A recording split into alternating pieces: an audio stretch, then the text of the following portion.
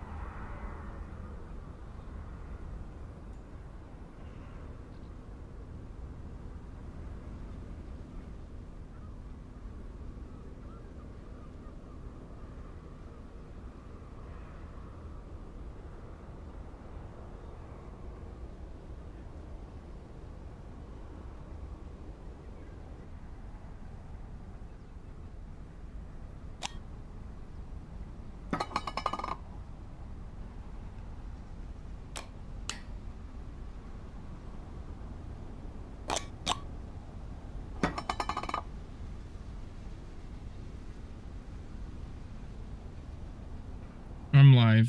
Sorry for being weird. And quiet. I'm live, so I'm talking to chat today, right now.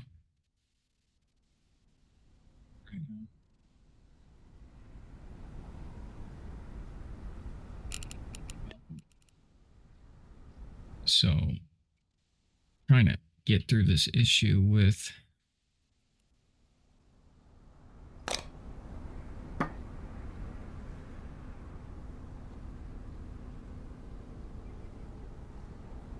getting to Mars.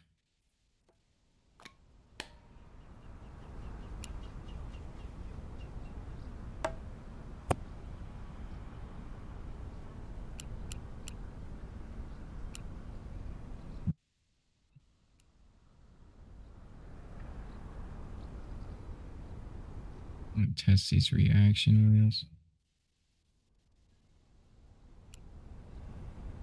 Okay.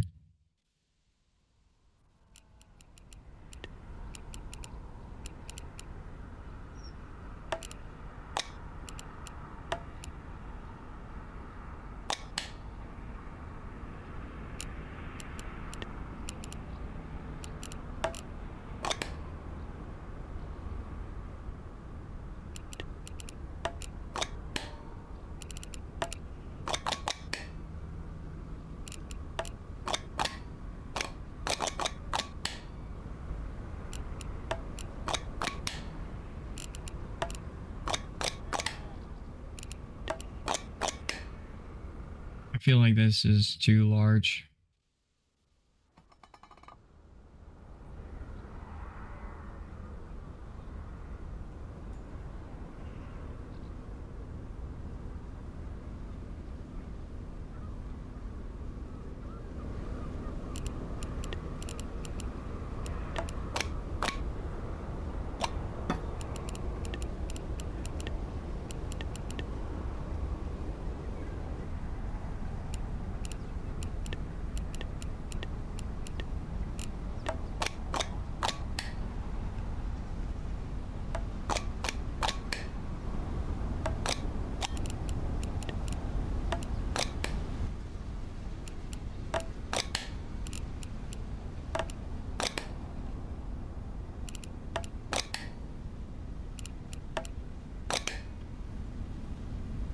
Those might hit and stick.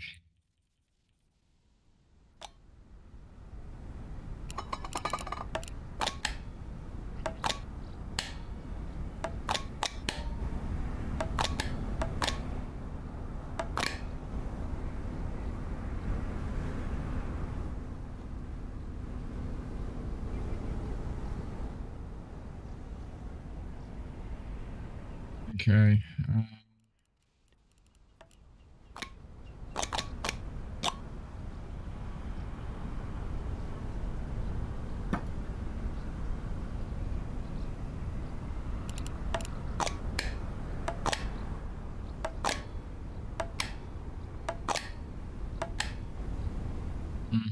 Those are definitely going to catch the basket.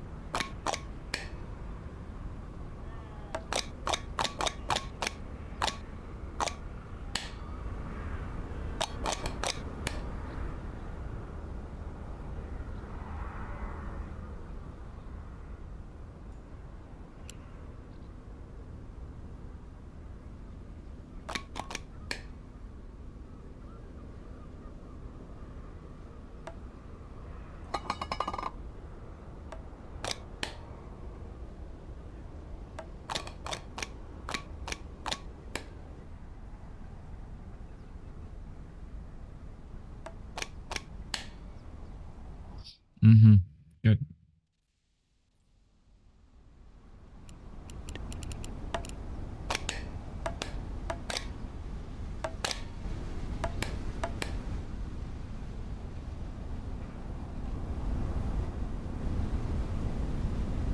Okay, next.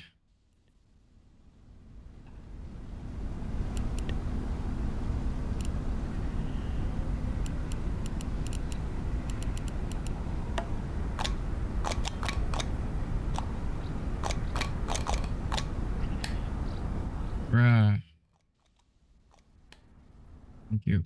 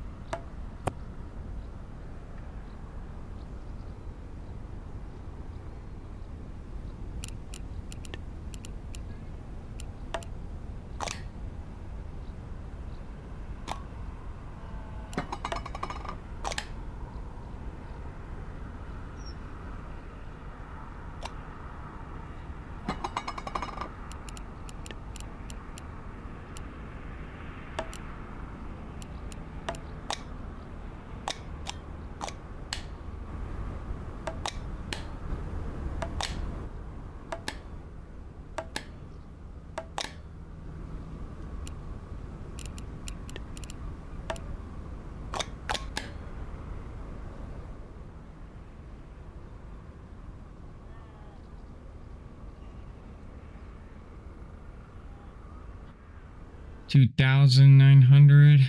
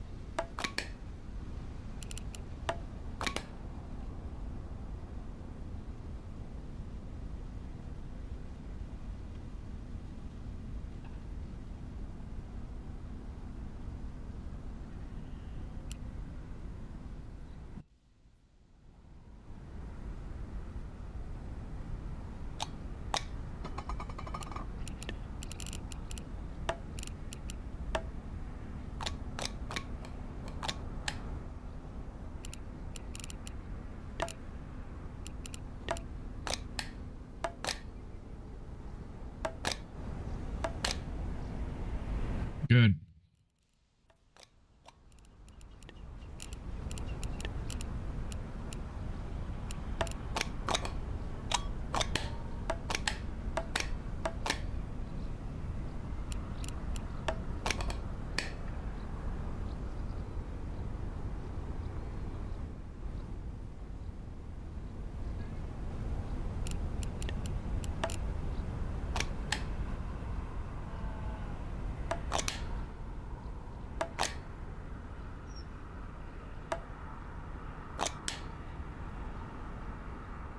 Hmm.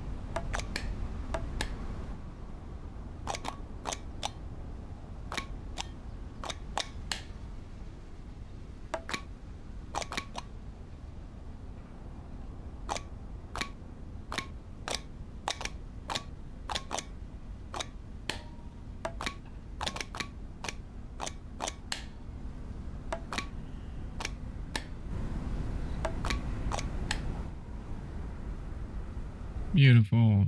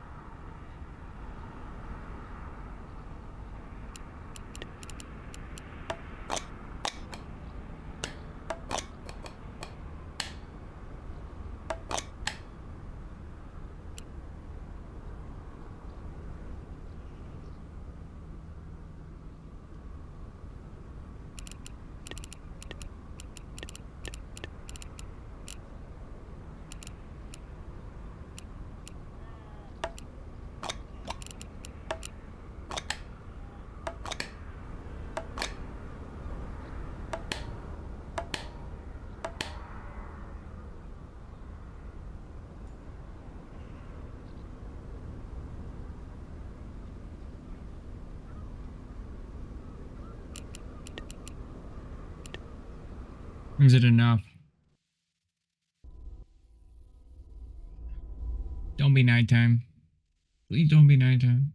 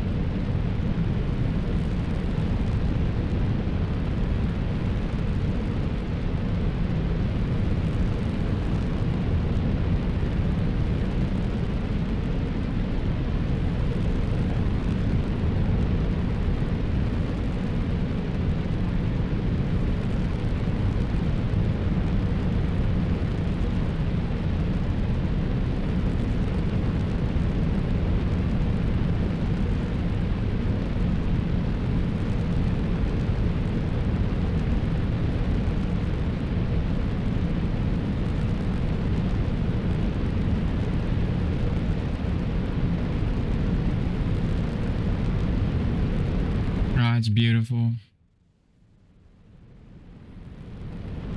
Oh my god.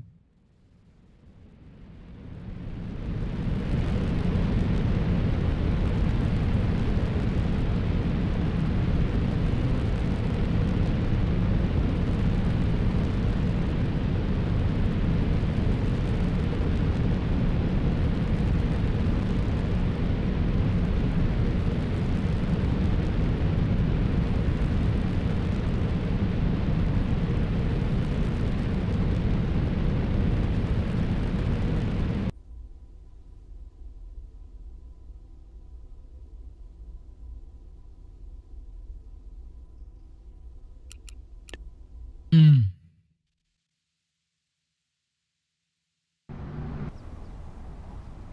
Glorious.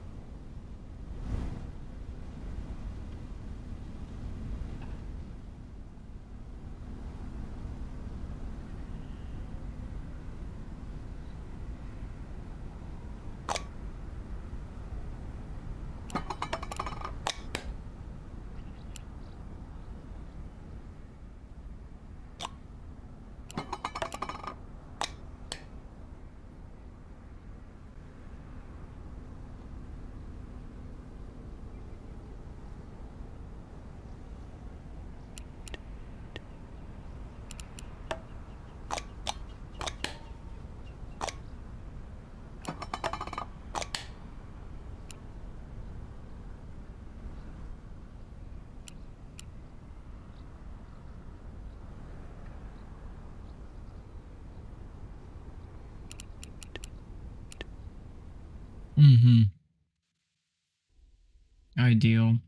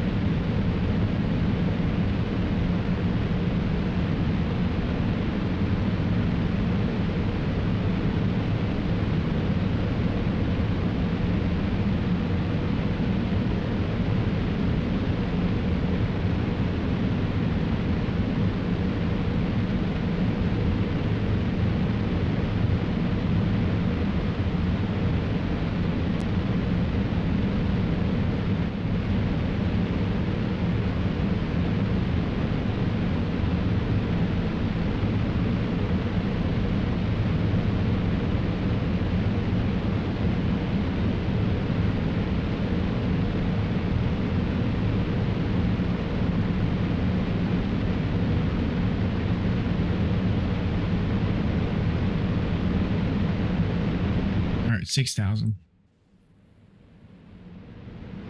Um,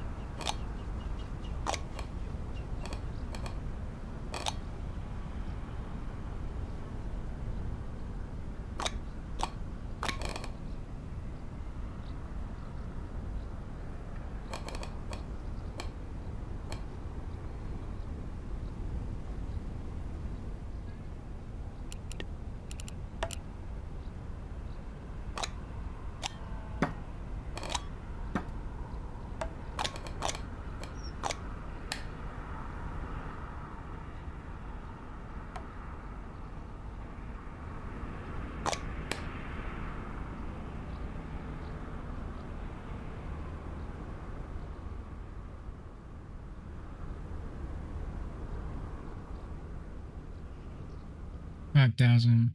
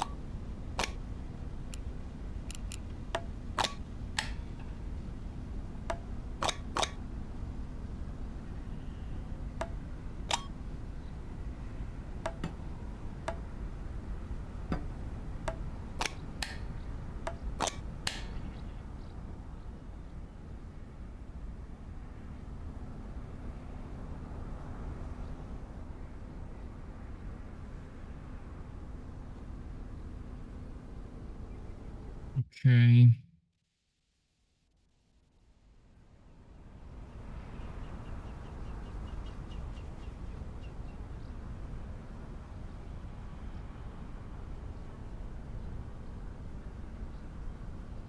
$5,000.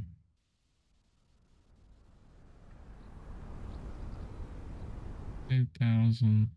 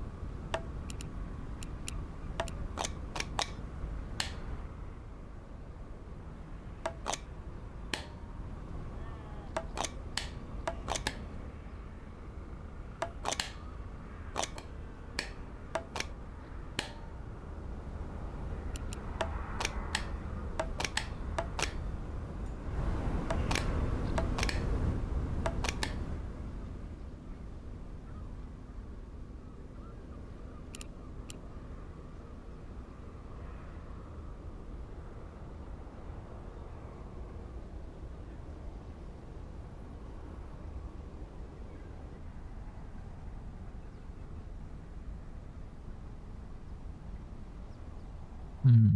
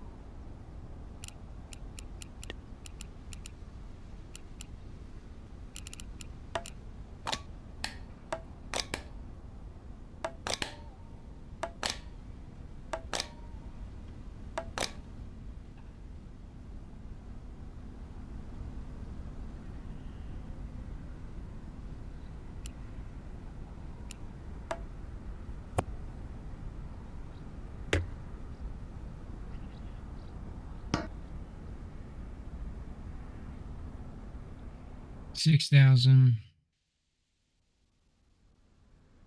10,900.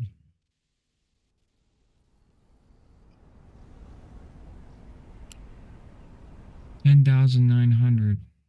7.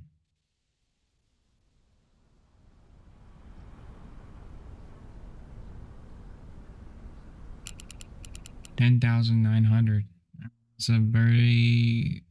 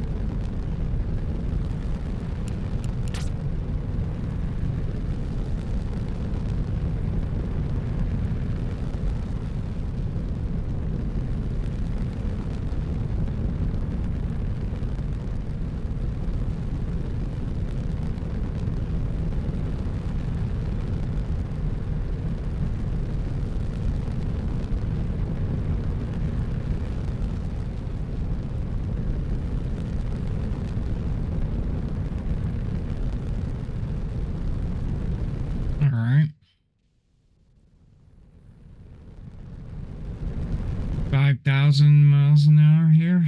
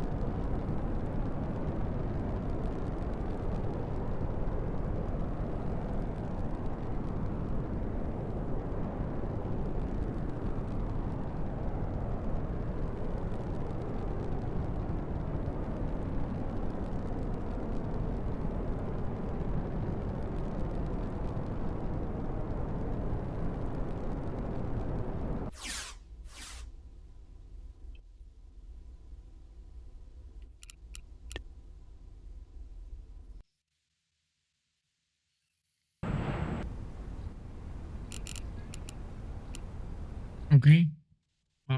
From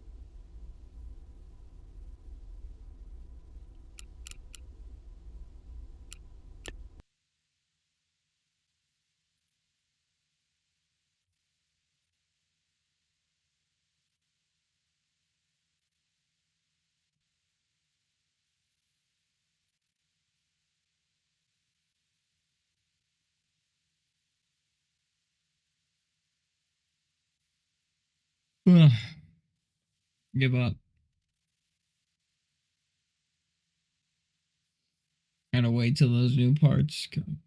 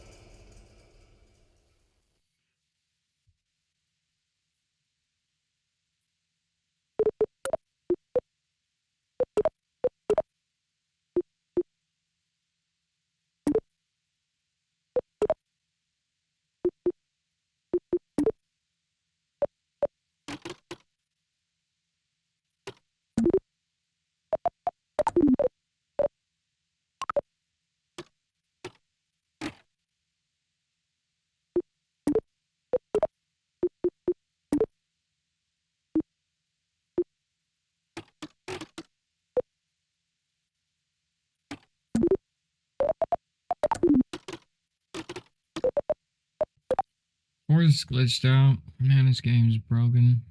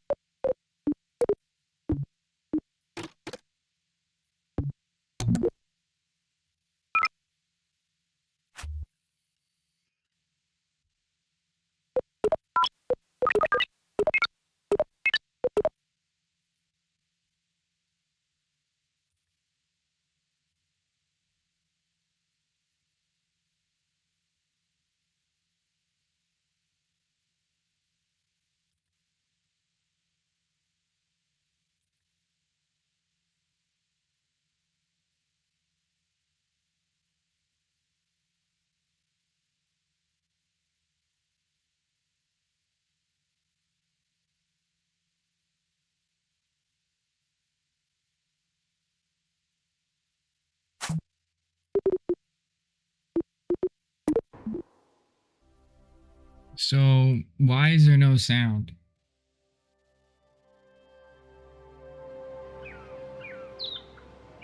God, this game is so broken, and I literally don't think they should charge money for it.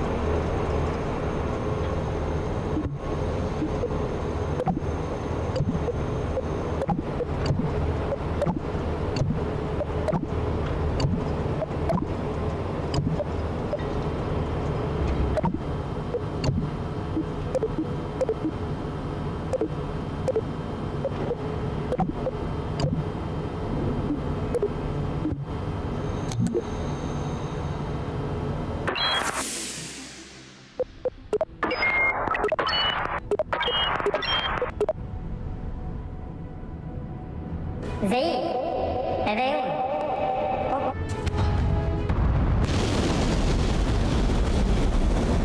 Cos'è?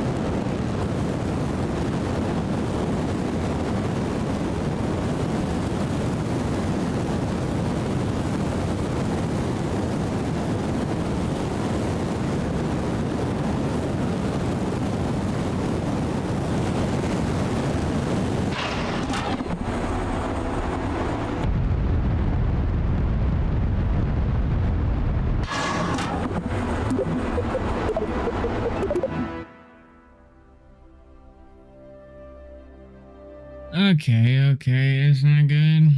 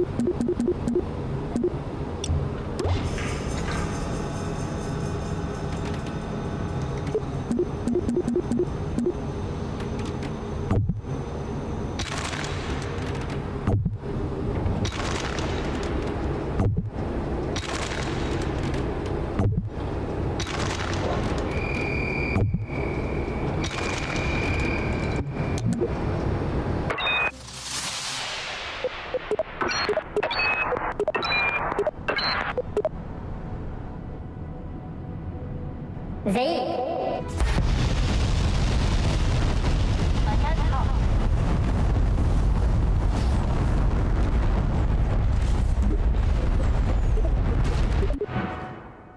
It lifts off.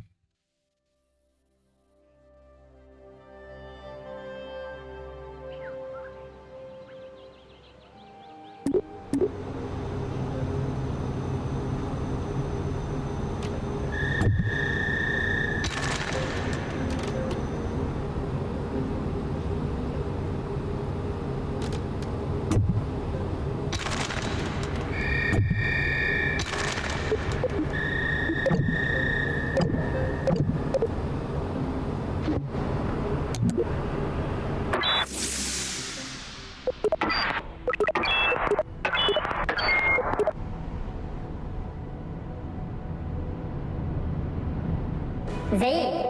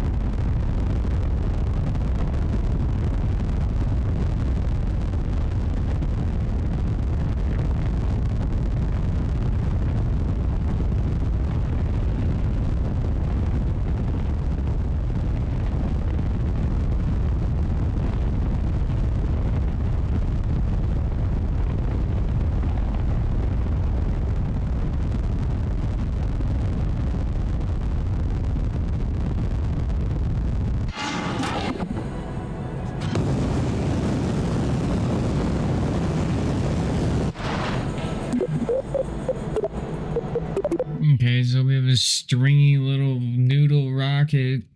Yay, Kerbal 2. Dude, these updates have been getting, this game has been getting worse and worse and worse and worse. Update by update, dude, it's just terrible.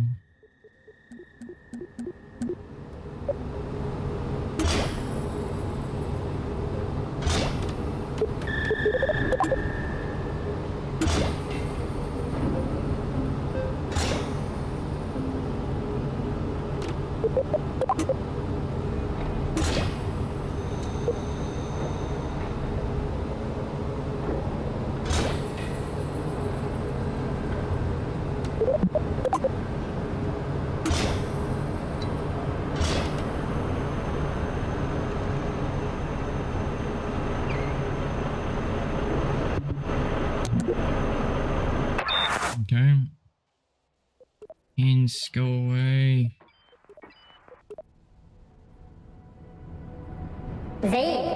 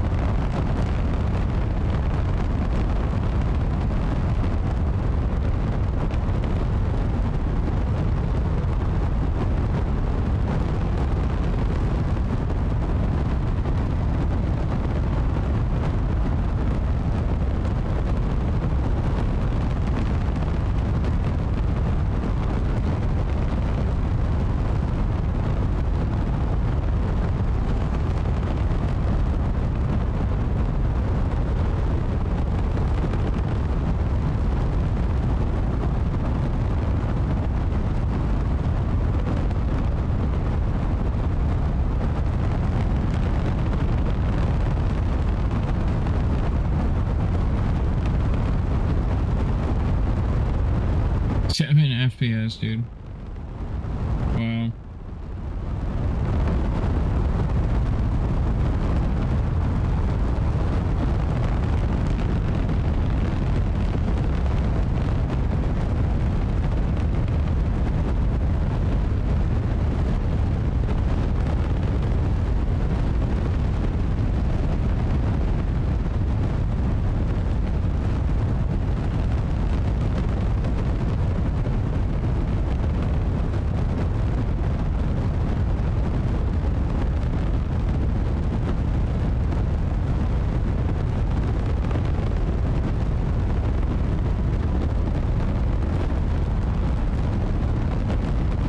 FPS. It's just terrible. Like, really.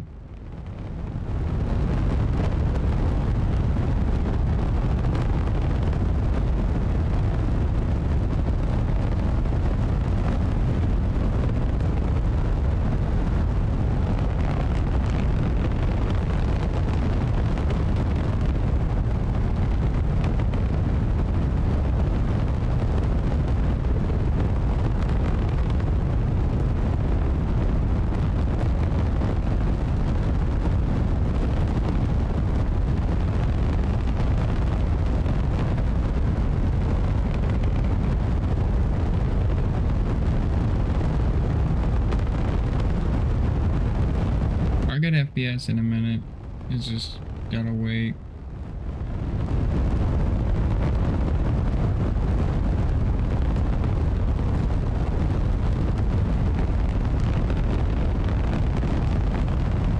Maybe I won't get FPS.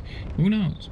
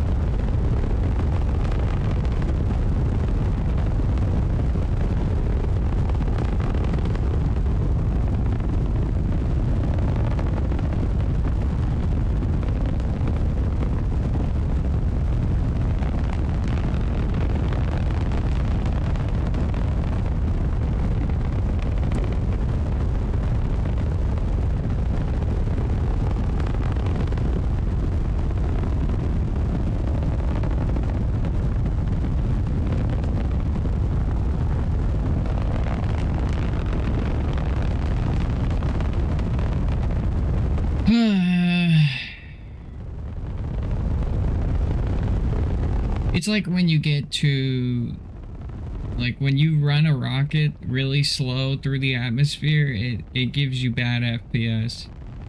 When you run a rocket straight through the atmosphere really quickly, it's flawless every time.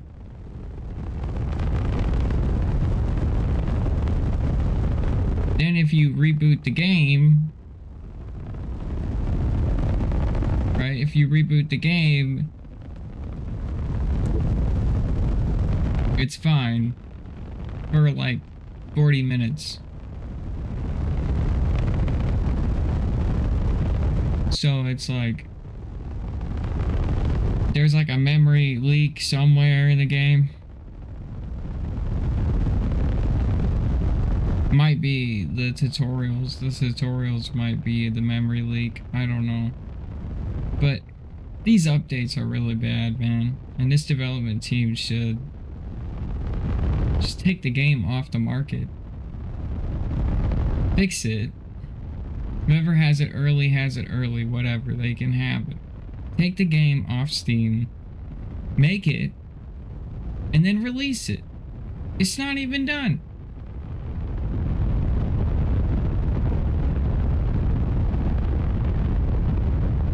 It doesn't even work. I have 3 FPS on a $3,000 gaming computer. There's no way.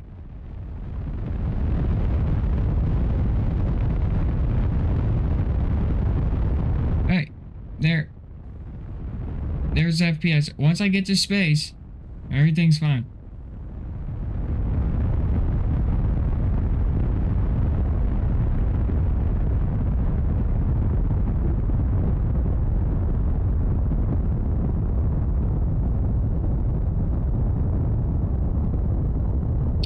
There I have over 50 FPS now.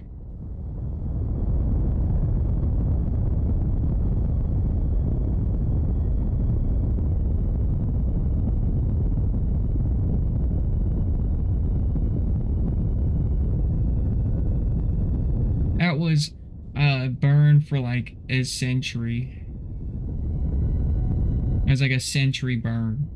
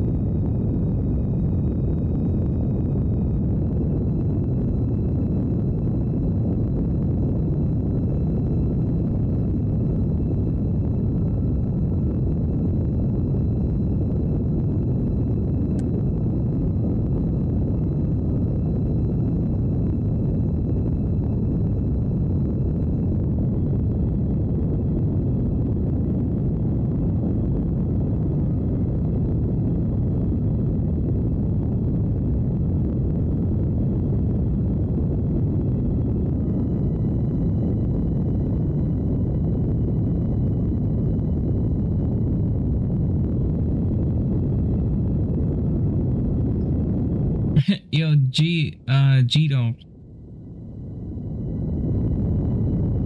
No, I got your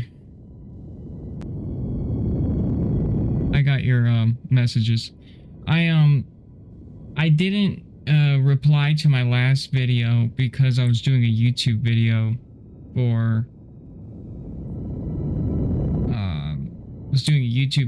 for Rocket Science, the game. Alright, this stage doesn't have enough TWR. Wait, maybe we can save it.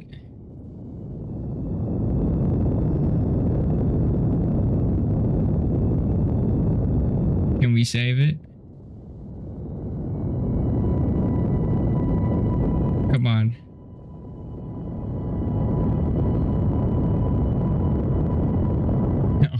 No, I'm dead. I'm gonna die. Bill is dead.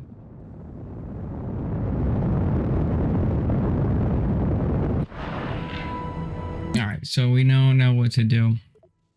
Second stage is weakness. G-Tolf. Is that how you say it? How do I say that? G-Tolf. G-Tolof. G-Tolof. I'm gonna say it like that from now on. I'm sorry. No, I'm just kidding. Tell me how to say it. I'll say it right. I'll say it right.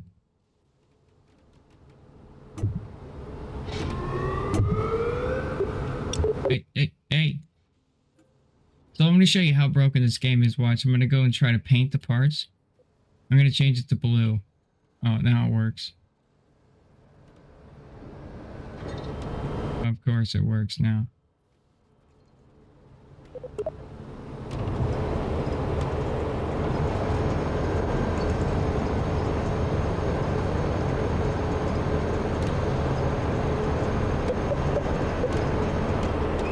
See? It's so broken. It's so broken. Anyway.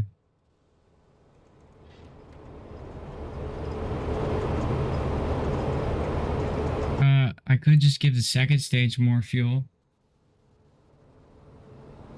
Yeah. Yeah. That reduces weight.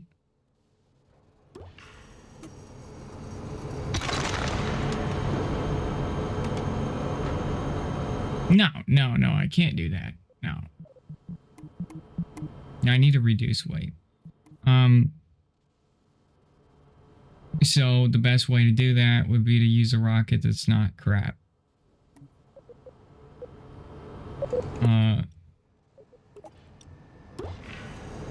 I'm basing this off of the newest rocket, Athena or whatever. What is it? Alta. Moon Mission 2025. What's the name of that? Oh yeah, Artemis. Thank you. I'm basing this rocket off of Artemis. Rocket science doesn't like Artemis style rockets. I did a pretty good job. It looks like it. It looks like Artemis. Nope, that's bad. Decoupler here. Yeah. And it goes like that. God. Oh no. Oh god, that's terrible. Oh no, it's just gonna start string beaning everywhere, so 8 of these things. There, now you won't scream at me and start wiggling all over the place. So then, okay,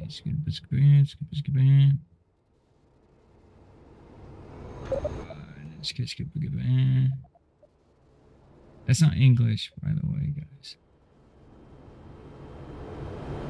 Why? That goes there. That goes there. Okay. Yeah. Now I'm gonna paint this thing because. Yeah, I want it. Okay, we're gonna make this look like Artemis.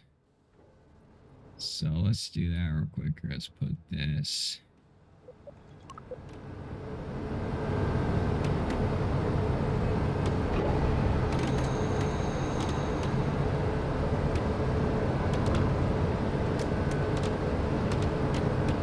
Yeah. And it looks like Artemis, kind of. A little bit. And then there's like some blues in there because Artemis has like some blues.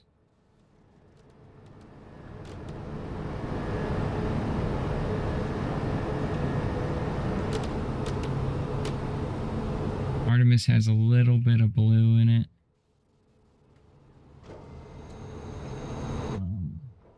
Yeah.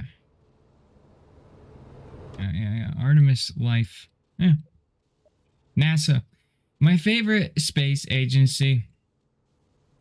I think NASA does it right. We need RCS. Because this thing is like really...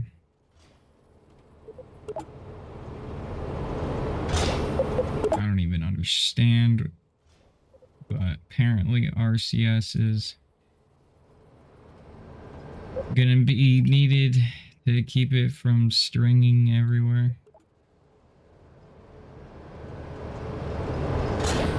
I'll do it. Okay. Skidoo, skidoo, skidoo, skidoo, skidoo, skidoo, boom. Let's go to Mars. Come on. Alright. It's the hints. It's the hints creating the memory leak. Settings. Gameplay.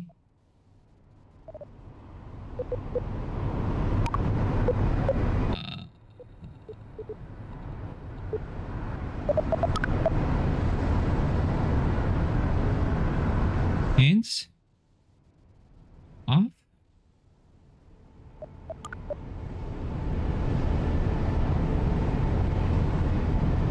Tooltips.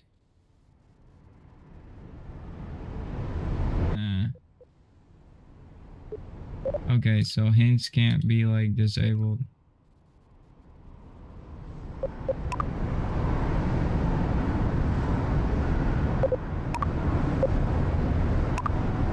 Thanks. Thanks. Thank you. Thank you for that.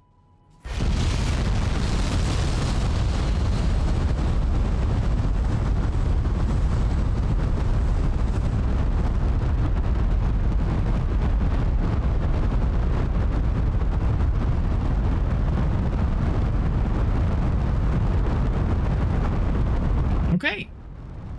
That looks good.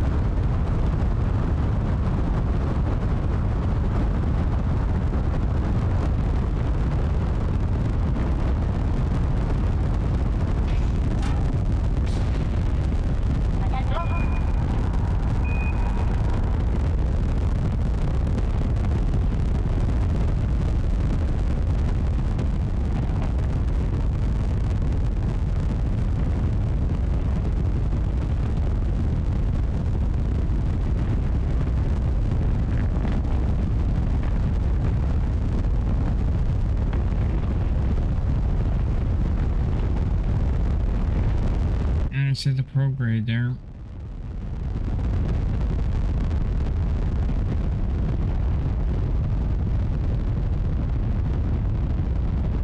DWR is gonna go insane now.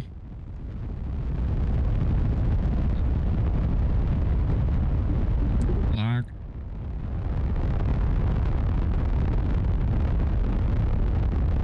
Drop that to 30.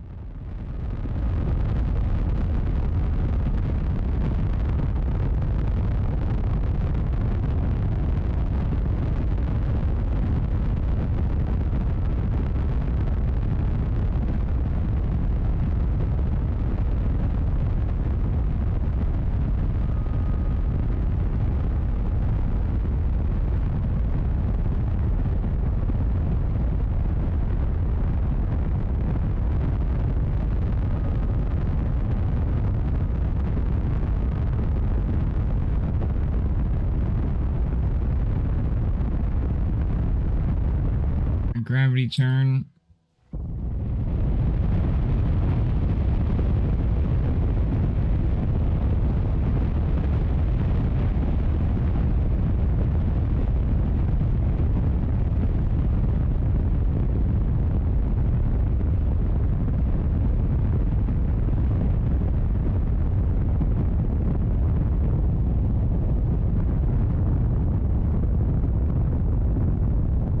That's space.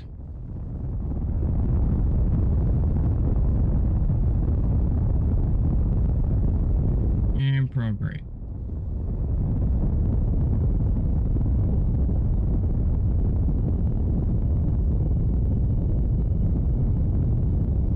Oh.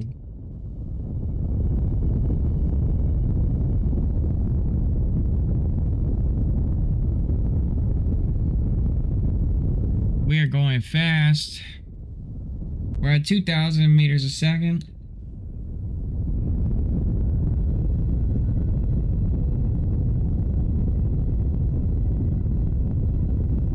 (2,300 meters a second). 2,400 meters a second.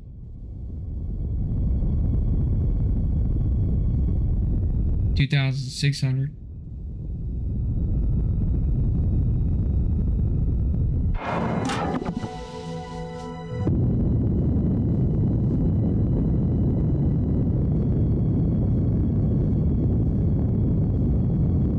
RCS deactivate.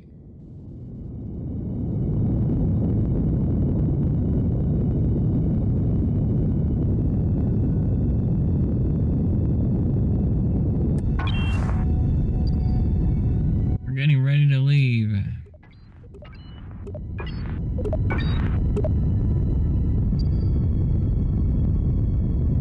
Onward to Mars. Which is technically Duna.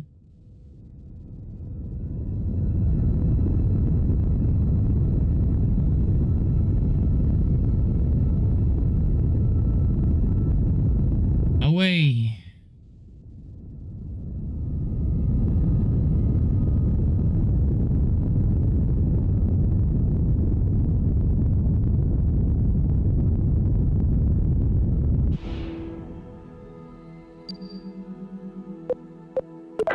Alright, great. The maneuver node.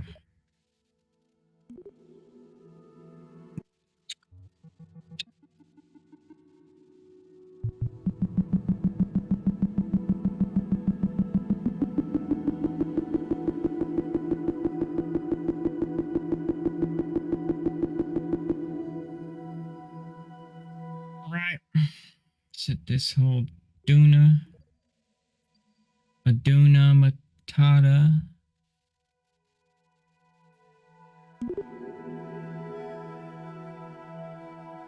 Let's get to the planet.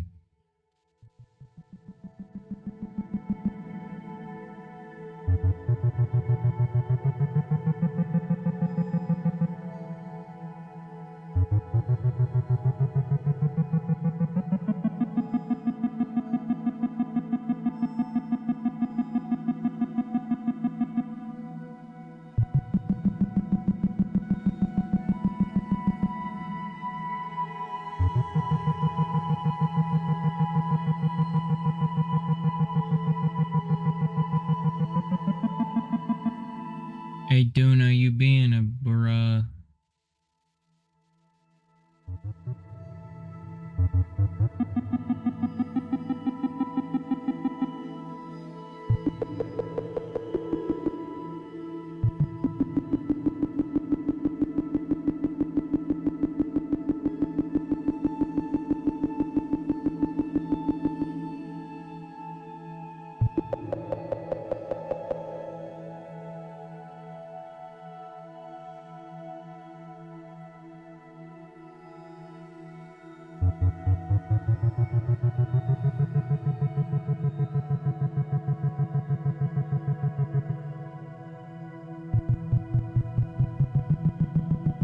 I don't have a good encounter. I don't know.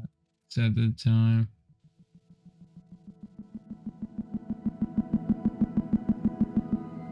We're gonna have to finesse you.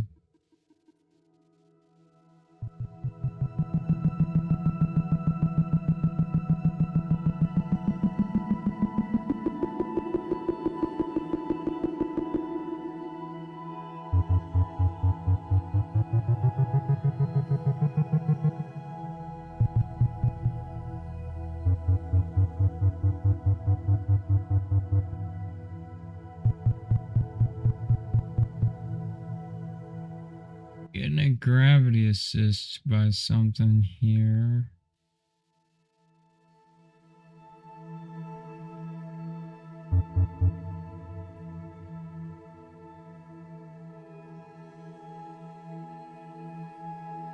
Yeah, so we're getting a carbon gravity assist.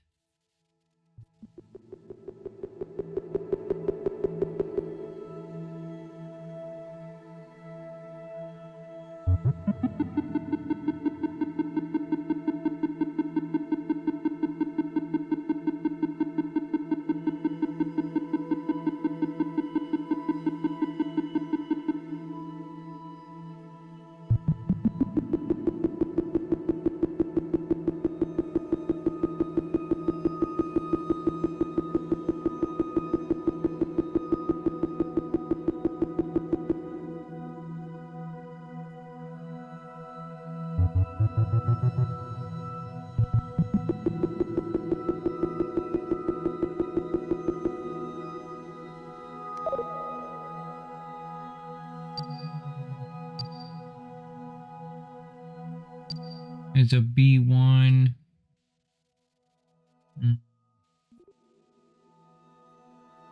Dude.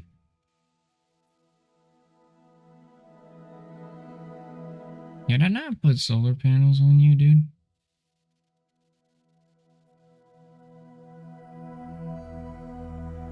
Oh no.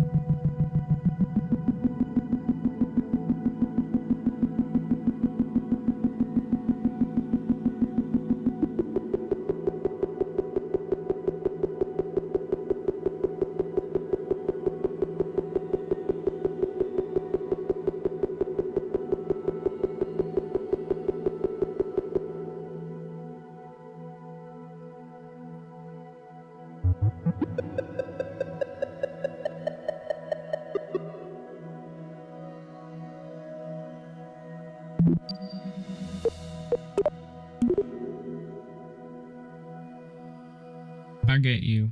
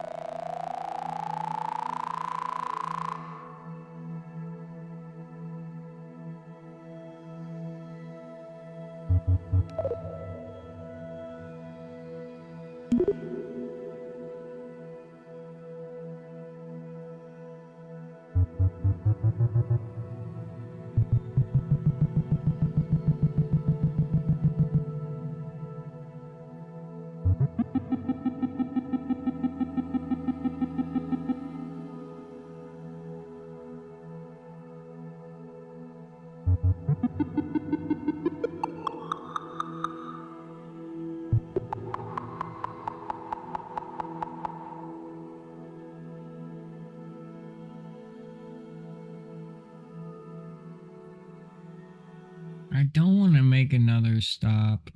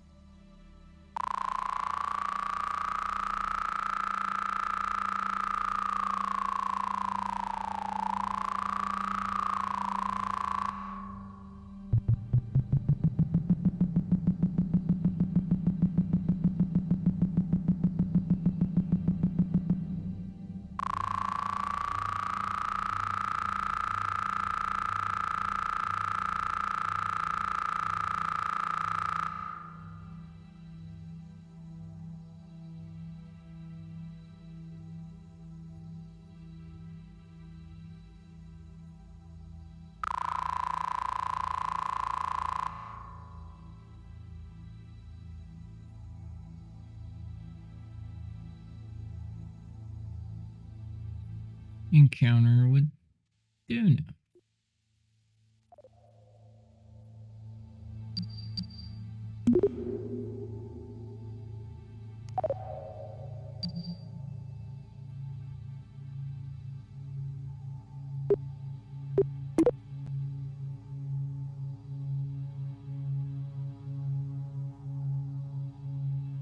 Okay.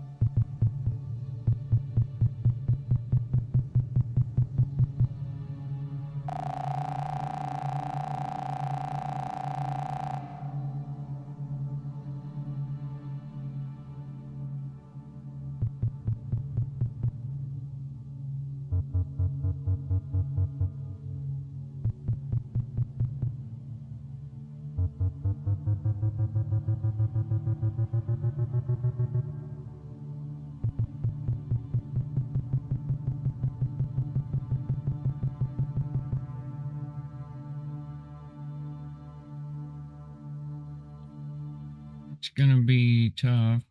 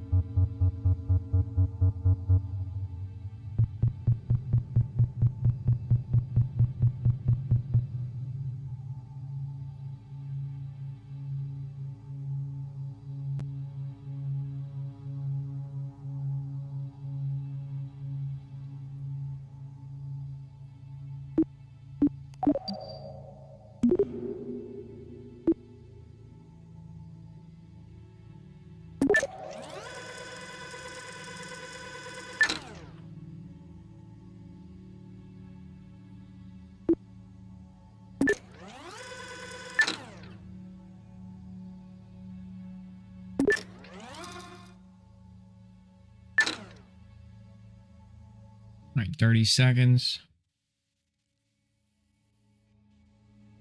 20.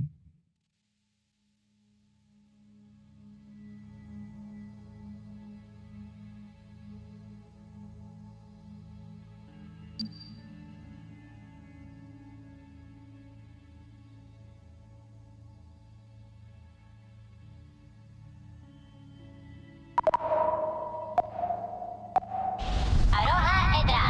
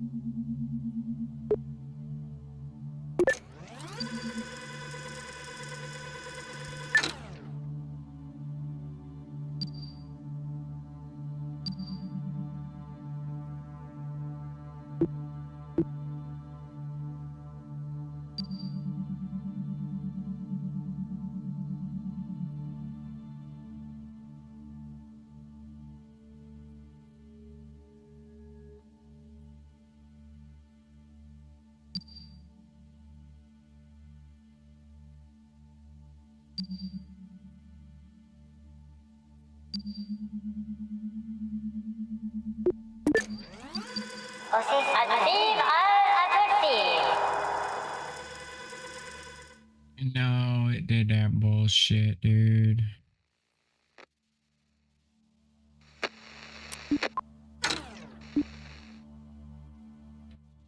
Kerbal 2 is broken. It is so broken. Dude, if it did not. If it just fucking don't. Adib al-Atursi.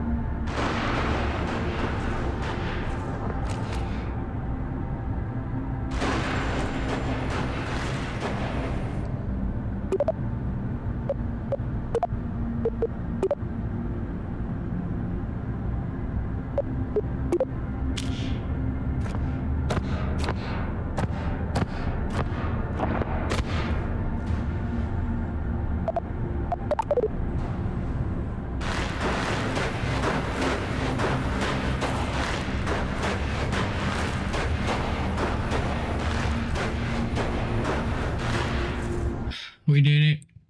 We landed on Duna.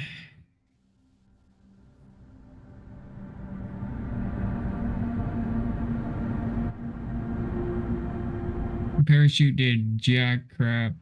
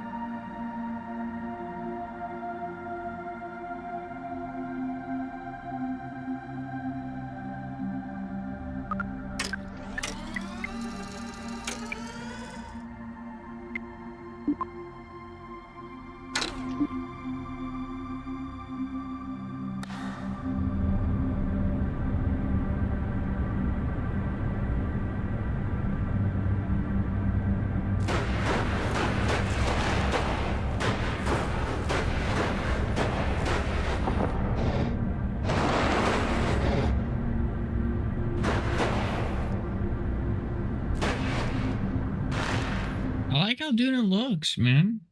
Duna looks cool.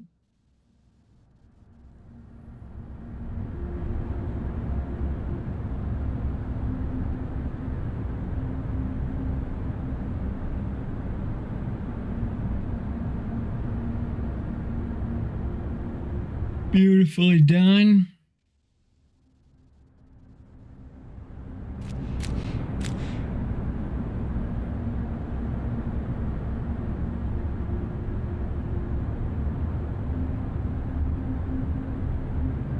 And that was my Artemis build. Got down to Duna. I mean,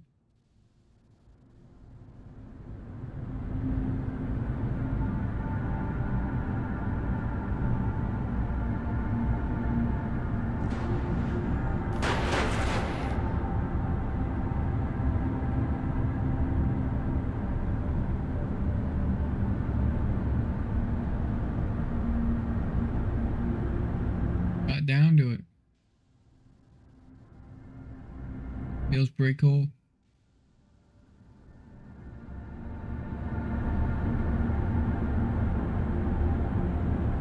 I like it.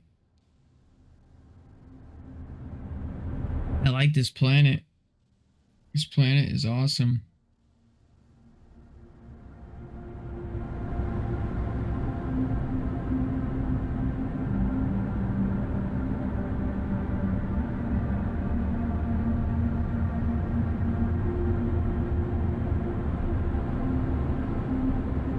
Took forever to get here. We got here.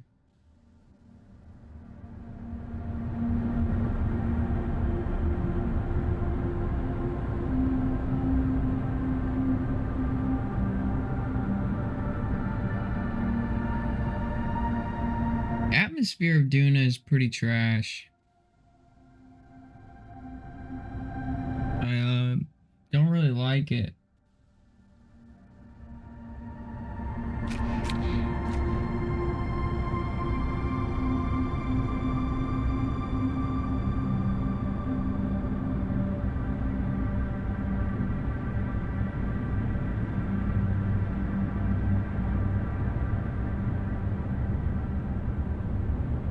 I had fun today. I had fun. I had lots of fun.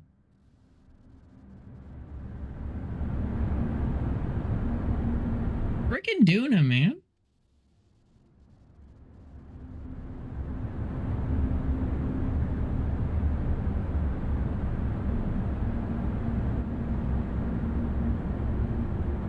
Don't know how to get there.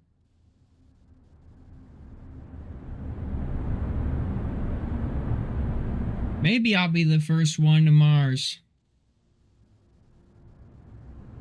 You know? I'd like to join some sort of like space program.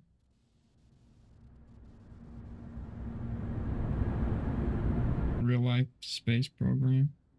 Be really cool. It's about being an engineer and creating things to go to places. Rocket science is really not hard, guys. It just takes passion and research, and you could do anything you want in any game, any scenario.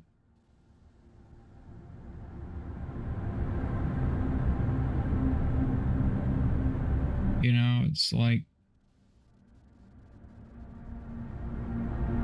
just put the work in and you'll be good to go.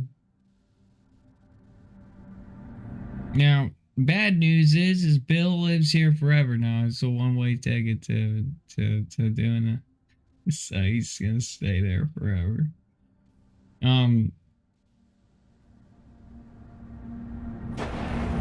It makes sense though, because Starship is planning to go to Mars, drop people off. But you see, NASA and SpaceX have a race. They have a race to Mars.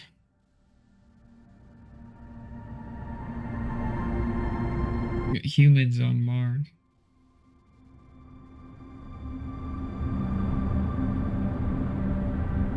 Just think about the day somebody pulls a DSLR out and snaps a photo on Mars.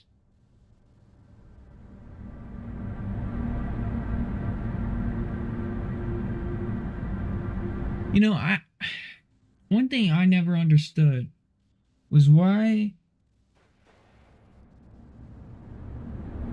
like why people haven't taken photos on on the moon yet.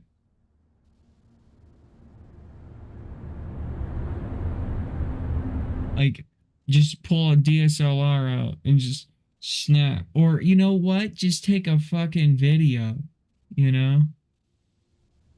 Like, onboard video of the inside cabin being not live stream. Like, why do we have to live stream it? Just literally put a GoPro on the interior and hit play. Or, you know, hit record.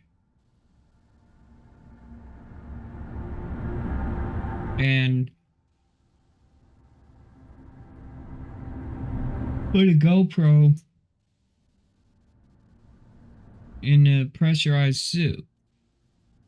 Or add a compartment for a GoPro. You know, add a compartment for the pressurized GoPro, because I'm sure the GoPro in zero atmosphere would probably, who knows, it probably wouldn't. It probably would just explode or something horrible. Maybe batteries in space don't work or something, you know? Maybe like this space itself like destroys batteries, you know? Maybe the radiation of the sun breaks up batteries or something, you know? Or maybe it destroys lenses. Or camera sensors get destroyed or something by the atmosphere of radiation infested areas. You know, that's something I've always thought about, is why haven't photographers just taken photos on the Apollo missions? Pull out a camera and click. I don't get it. What do you guys think?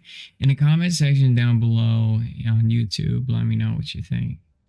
We made it to Duna, man, and Kerbal 2 with a Artemis style rocket. I consider that a win. An Artemis style, almost literally like identical. I mean, it's basically spec to an Artemis rocket. I mean, it was 100% like spec to closest to Artemis rocket. They I mean, it literally was. I think exactly.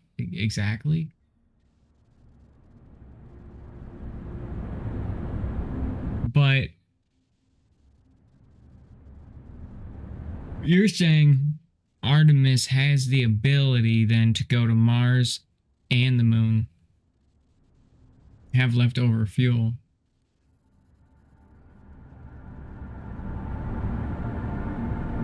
Maybe. I'm thinking about it in my head. I keep going back to it. My head just keeps wrapping around Artemis. You guys haven't watched the Artemis launch last year, go to NASA's YouTube channel, watch it. Very cringy, like, production quality for the producer team.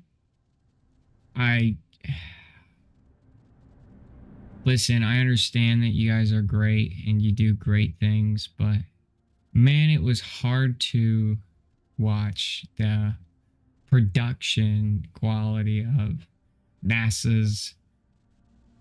The greatest thing was the woman, the head executive of the basically the launch manager or whatever, the director. Sorry, I forget her name. Sorry to hurt you. Man, I'm pissing on people, and unintentionally here. But she made a beautiful speech, and she was the most swaggered individual in the meetings, in the entire interaction. And then the astronaut Kayla, she was the second swaggered. Like, man, Kayla was just geeked, having a good time, showmanship, class. Kayla killed it. Kayla was the main star and the head executive. The rest of the people there, they were just strange. I was having a hard time with the host. She was so fake. She was just like being so extra. But the Artemis 2000, or last year, 2000, was it 2021? 21 or 22, test launch with no humans, to the moon.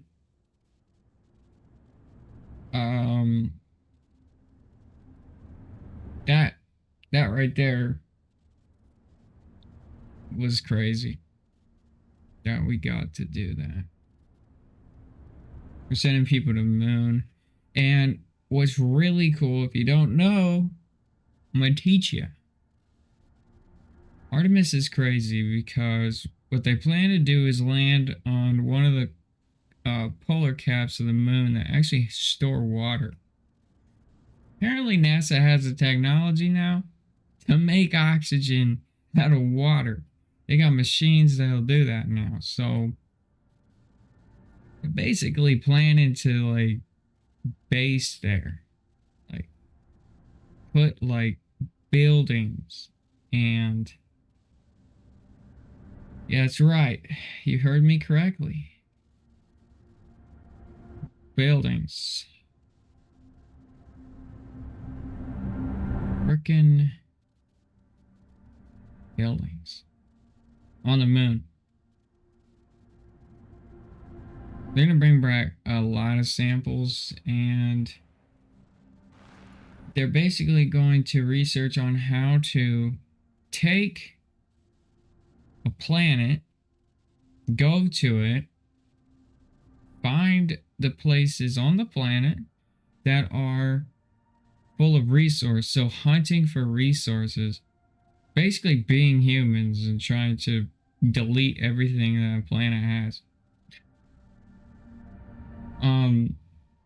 But they're practicing. I mean that in the most like non-evil way possible. Okay. It's smart to go to a planet, find its resources, and see what you can construct off of it, and and how to live off the land. Okay, that is basic humanity, like survival of the fittest, right? So, okay, do not hate me for being crude because I thought it was funny. Okay, anyway, um, we're gonna go to Artemis and we're gonna get in that rocket. We're gonna go to the moon. We're going to go land on the moon. We're going to go find all the resources the moon possibly has and make stuff to live on the moon, to do research on the moon. So instead of having a space station in orbit around Earth, we're going to have a space station on the moon. That's my hope. That's not confirmed yet. Okay, but that's what they're researching to do, is to put a human down there to say, I want to land where there's water here, here, here, and here, and here, and here.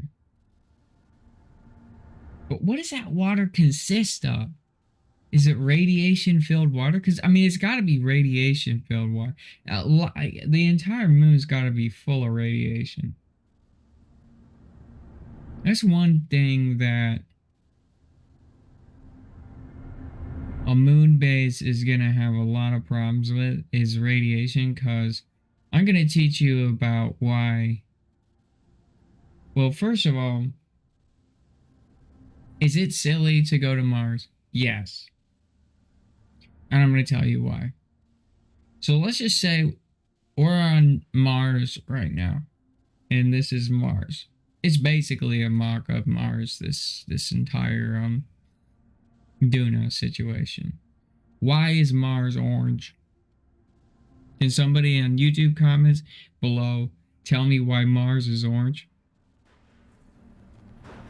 I can tell you why it's orange. The reason Mars is orange is because when an atmosphere loses a certain layer in it, I predict that Mars used to be a green planet, used to have water, used to have grass, trees, and all of that. That's a prediction, though. Not backed up yet, enough evidence to, I mean, practically we have enough evidence, but we need cold stone evidence that it is 1000%, the case. Anyway, once your atmosphere loses a certain part of the ozone layer, bad things happen. The sun starts cooking the crust. And what happens is when it cooks the crust is not only does it kill every organic piece of crap inside of the planet, right? Because you become a baconator with cheese. Radiation fills up the area, right? And the rocks become carcinogenic. What is a carcinogen? A carcinogen is, when you're outside and you put how doctors always tell you how meats are not good because they can cause cancer. Red meats can cause cancer. Red meats can't cause cancer. The way that they're cooked can. Let me explain. If I cook something on a grill, I'm putting a bunch of carcinogen. I'm carbonating. I'm carbon, right? Carbon, right? So you're basically filling the thing up with a bunch of carbon, which then, when you overdo it, becomes carcinogenic. Now, the amount of cancer-producing material on your steak is in the charred parts of the steak, and your immune system can probably stop that from happening, right? But I want you to think about that same analogy, right? It's actually not an analogy, it's kind of an example. And I want you to put that on steroids to the point where instead of cooking meat now, we're cooking rocks. And we've gone beyond that. We've started to cook the crust of the planet. We cooked the crust and filled it with carcinogenic material. So toxic that if you were to take your helmet off on Mars and not die of suffocation, of course, you would instantaneously probably need chemotherapy if you got the Mars's dust on your hands or in one of your cuts or something. Bad. Very bad news for you. You're done. You're done. You're done. You got leukemia. You got a lot of cancer. So when Elon Musk and people say, "Oh, we're gonna go live on Mars," that shit is fucking hilarious. Sorry, YouTube, don't demonetize me because it said the F word, okay?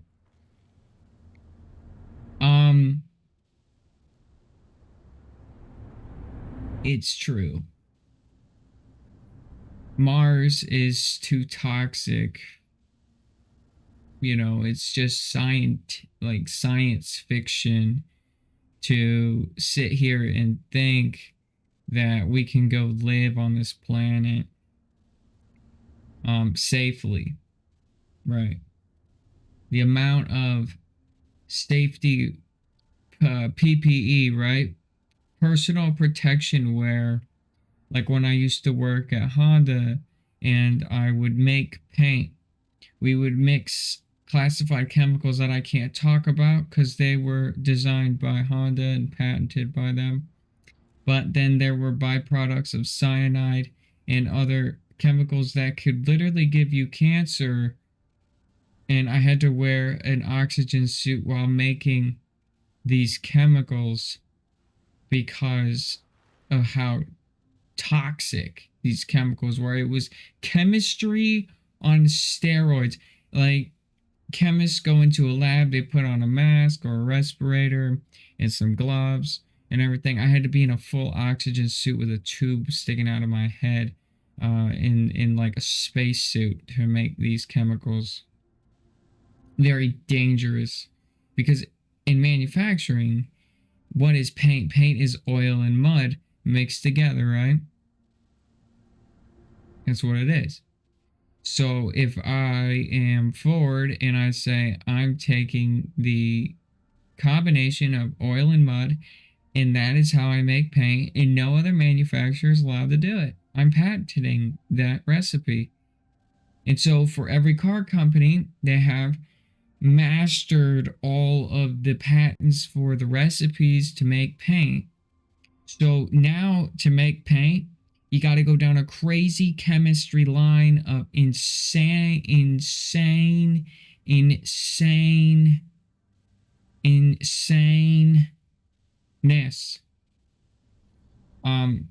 What's crazy about I'm going to give you guys one little secret about Honda paint. And that's it. It's dry when it is on the metal. It reacts to the metal and it's dry. The second it touches the metal. It's crazy. That's all I'm going to say. I'm not going to go into any more details. You're not supposed to know that. It's amazing. Really is. Chemistry, right? Crazy chemical reactions. Crazy chemicals. So, well, okay. Now imagine going to work. I'm driving there. I walk in. I put on my suit. I sit down. I start my working, and I do my stuff. I go home. I go to sleep, and I get back, and I come back, and I do it again. Now let's do the same thing, but this time let's go to Mars. This time let's literally have insane amounts of death all around us. I can't just walk outside and escape the threat, right? There's no escape. You go inside, and what if you have a malfunction the outside breaches the inside, you're dead. You're dead. It is stupid to think that we can go to Mars and live there, you know, happily, comfortably, safely. To visit Mars, yeah. So you're crude and you're disgusting and you're making all these terrible, terrible things that make us space people super upset. And yes, I am. But also, this is what I want to say. We have to go to Mars. Okay? We have to for science. We have to go there and come back. That's all we got to do is go there and come back. We shouldn't be trying to live on a planet that's so toxic that we could get cancer if we touch the frickin' dust on the ground. Bacteria. There are different types of radiational bacteria. Did you know about radiational bacteria? There's radiation bacteria. There's bacteria that lives in radiation without oxygen, without the need of cellular organisms. Just molecular, like different types of radiation. I mean, it's classified as radiation still because it's not really bacteria, but it is classified as a type of bacteria because it's an organism, right? There are different things in this universe that can kill you besides the things on Earth. What happens when we bring back something to this planet? I'm going to talk about space real quick. I'm going to talk about space, and I'm going to talk about the laws of our universe. I'm also going to talk about the laws of gravity real quick. And I'm going to talk about the laws of mass. This is crazy. I want you to think about this.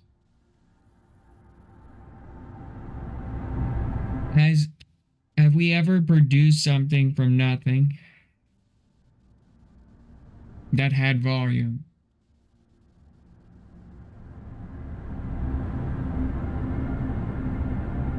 Exactly. The answer is no. We've converted something into another thing. We've created chemical reactions in chemistry to turn this product into this product. Maybe it has a little bit more density. When we bring back rocks from another planet, we're physically adding mass to the planet Earth when we bring it back. I want you to think about that. When an asteroid comes down, it burns up in our atmosphere, and the micro particles that come down and hit the planet add mass to our planet. I'm going to tell you something really cool, okay? Those things that come in from space when we go into the belt of death, every November, it is that time with the asteroids are slamming into the moon as we speak. It is November. You said, damn, there's a lot of asteroid craters inside of the moon because it's getting bombarded right now and you had no idea? Because we're going through a belt of asteroids and we have no idea if an asteroid the size of California is going to smash into Earth. I hate to break it to you, but scientists can predict all they want, but when we go through this belt, it's a 50-50 coin toss. You don't believe me? Watch the Y-Files. He'll explain it really well. Love that guy. I love that YouTuber. Man, he's such a beast. Puts on a great show and he's so educational. But anyway, like I said, you're going to have a bunch of people saying we need to go live on Mars. Question is, what kind of asteroids does Mars get in that belt? What kind of questions? Are there extinction grade asteroids hitting Mars? Like every year? You know, or every 50 years? You know, and our rovers are still alive. But why have to gamble? We already have such a really, really slim chance. Really, really, really slim chance of going extinct on this planet by going through the belt. Kuiper belt, right? So, what happens? What happens on Mars? Right, so then they're going to have to start looking for objects that hit Mars. Right? But anyway, back to what I was saying. I wanted you to go down that rabbit hole to get your mind going a little bit. If we bring back a product, I'm going to talk to you about molecules. I'm going to also talk to you about particles. Okay? Particles accelerate. We all know that. We have a particle accelerator, right? And then we smash them into each other. Right? Kuskui kaboomy, right? Kuskui kaboomy. We also understand that there are different chemical reactions that we have no existence of because we don't have anything other than the byproducts of Earth. What are you made up of? You're made up of a sun. You're literally sun dust. Everything that is in your body, the iron, the metals, gold, all of the zinc, and everything is from a sun that exploded before ours. Right? You are stardust. That is what you are. You are consisted of stardust. The planets around this solar system, this sun currently, are stardust of an exploded sun. So, Mars. There are different layers, there are different things, there are different products. And what if Mars is products that we have never been exposed to, things we've never been even close to experiencing in the stardust world, right? Maybe there's a reason Mars is out there and Earth is over here. So what happens when we bring back dust and it reacts to, like a chemical reaction happens to when we just drop it on our grass or something? What if it mutates some weird disease in our grass that goes into the ecosystem of grass and completely kills every single piece of grass in the world because the mutating virus that it shoots into the ecosystem kills the grass all over our planet? These are questions that literally are not science fiction anymore, is because we're taking chemistry to a whole new level. We're taking a risk when we bring back even shit from the moon. If we bring back shit from the moon, it could kill maybe all of us. You have no idea what we're playing with. Things on Earth, we got a pretty good understanding. We got a good playground, but still, do we know everything? No. They still think there's a Loch Ness monster deep underwater in a lake. Okay? There are sightings of an actual Bigfoot in the area that I live in. And when I was younger in high school, I heard an unexplained sound in the woods when hunting for Bigfoot in a college class as a fucking dorky little experiment course, and we all heard the scream of a wild thing that was not human, not animal, echo through the valley when we did some stupid Finding Bigfoot television show screams into the woods, and we got a response. It scared everybody, including the teachers, so bad that we took a week trip there and we cut it to in a day and a half, and we went home. We drove home because we felt it was unsafe to be there. True story, by the way. I don't know what I heard. I sure as hell can tell you it was no speaker. Speakers can't produce sounds like that. It's called I forget the term for it, but it's a buoyancy. You ever go to a big lake and somebody has a speaker playing on a boat, and it's like, it sounds like somebody's distorting the sound, and it's like, it sounds like it's being played through like tubes that are bending, because the sound is echoing off of the water, and it's distorting the sound waves as they come to you, and music sounds kind of strange when you hear it the further away it is on the water. Same thing in the forest. If somebody were to play a speaker in the forest or in a valley, it would sound distorted. It wouldn't sound clear. It would have a very obvious sound to it. It has this kind of wow, wow, wow, wow, wow, wow, wow, like this kind of oinginess to it, right? It has an oing after everything because it's a speaker, right?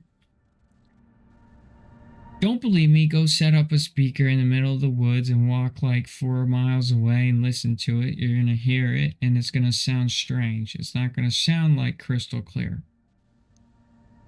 And when you have something scream like wolves through the valley, it doesn't sound distorted.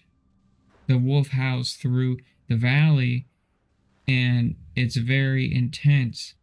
It's very loud. And it's very spooky. But when you have some frickin' ape man screaming, it sounds like hell. Like a demon from hell screaming at you. It's freaking scary. I don't know what I heard that night. I can tell you one thing. It was no animal. And it was no human. Was no speaker. A human couldn't make a sound that loud. So the fact that there are things on Earth, right? Let's reel it in back to our point. There are things on Earth that we still do not know about. My favorite, Skinwalker Ranch. One of the craziest things ever. It's undoubtedly the most evidence. Like, literally, don't believe me? Don't think Skinwalker Ranch is a paranormal place of strange things that do not make scientific sense whatsoever? Look it up. History literally has pushed you in the face with facts saying that Skinwalker Ranch is haunted. We don't know how, we don't know why, we don't know what to say, other than Skinwalker Ranch is a scary place that scientists are kind of nervous to go to. It's a big deal.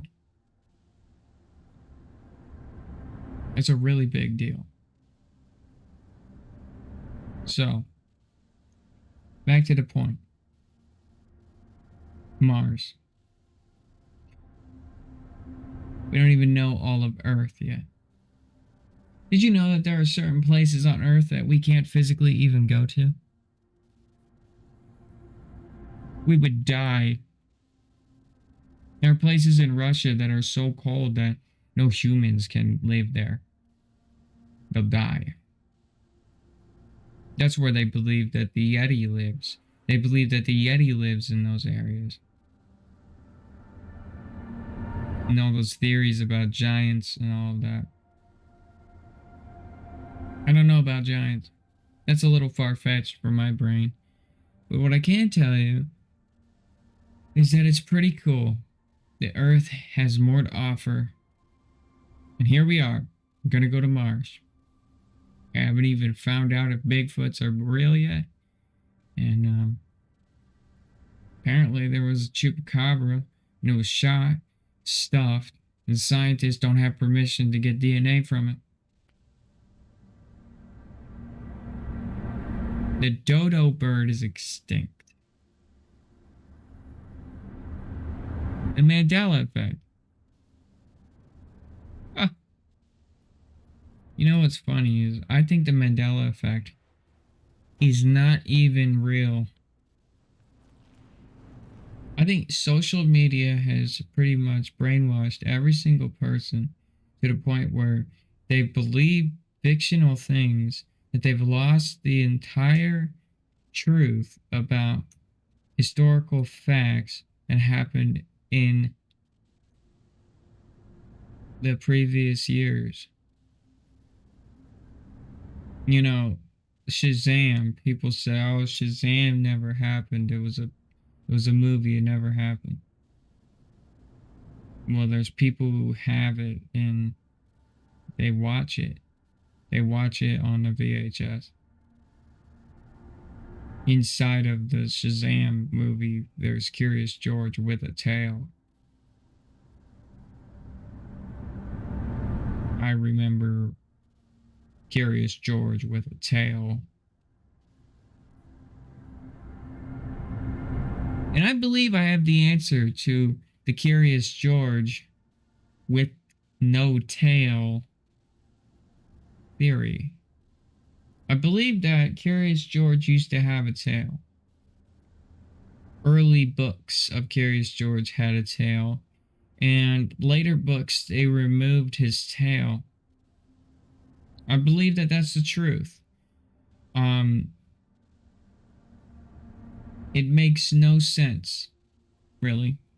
I have a Curious George book from my childhood sitting right over there. I have Berenstain Bear books. The Berenstain Bears. There's a weird moment though when I was a kid. I used to always read Berenstain Bear books, but one day I was sitting in my room and everything just started feeling strange. Everything started feeling weird. And I kept staring at the Berenstain Bear book. I kept reading it over and over and over again for no reason. And I was confused. And I was like, what the fuck is going on? The Berenstain Bear book. Why am I reading it over and over and over again? Over and over and over and over and over again. This is my counter argument to when I think the Mandela effect might have happened. There's a theory, it was made by an 8-year-old kid. He said the Mandela effect isn't really an effect. What it is we actually hit the particle accelerator one whole time and we were able to go into another dimension. But we're not fully in a new dimension, we were in between dimensions. We're interdimensional species. That's the theory. I'm not crazy, I don't believe it, okay? Alright? And it's a pretty good theory because scientists are backing up everything and saying that checks out, unfortunately, and that is scary to think about. And so, with that theory, I go back into that point of time, and I go back and I say, well, in that instant of time, I noticed as the Mandela effect, quote unquote, what it's titled, as we were shifting into another dimension, did I glance over and watch the actual book title change in front of my eyes? With that 8-year-old's theory, right? This kid is crazy. He's doing quantum science. He's doing literally insane amounts of freaking things that no 8-year-old can do. He's considered a genius, a kid prodigy. Some people think he's an alien, right? I go back in time and I look at that day and it checks out. Did I catch the Berenstain Bears book being changed in front of me? That state of confusion I was in, I still can't explain it to this day. I lived in a haunted house. I do know that much. That place was cursed. And I mean cursed. There was footsteps. There was freaking voices. It was crazy. I don't know what it was. I think it was a demon or something. But it was real. I know that much. Scared every single one of my childhood friends out of that house. Every time they slept over, they saw or heard or experienced some crap. I grew used to it because I had to be conformed to it. There were some terrifying nights. There were terrifying nights where I was on a bunk bed and there was 2 bunks, and the top bunk, no, I didn't sleep up there. Bottom bunk, I slept down there. And I put sheets over my bunk because there would be shadowy figures sitting in the corners every night staring at me, and the lights went out. It's terrifying. I'm not crazy. I'm pretty sane, and I can tell you for a fact I was not the only one. I was not the only one in that scenario who experienced it too. All of my friends, like a good friend of mine named Colin, he got like literally scarred as a kid coming over to my house.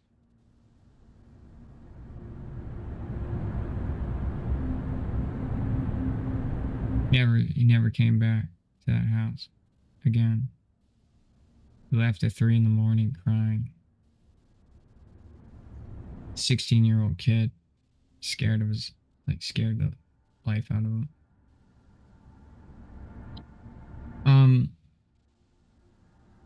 I even have photos, guys. I have photos of these things. They're irrefutable, absolutely irrefutable evidence of this.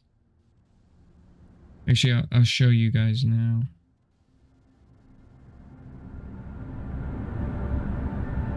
I've even posted it on Twitter. At Top Mister, if you want to go follow me on Twitter.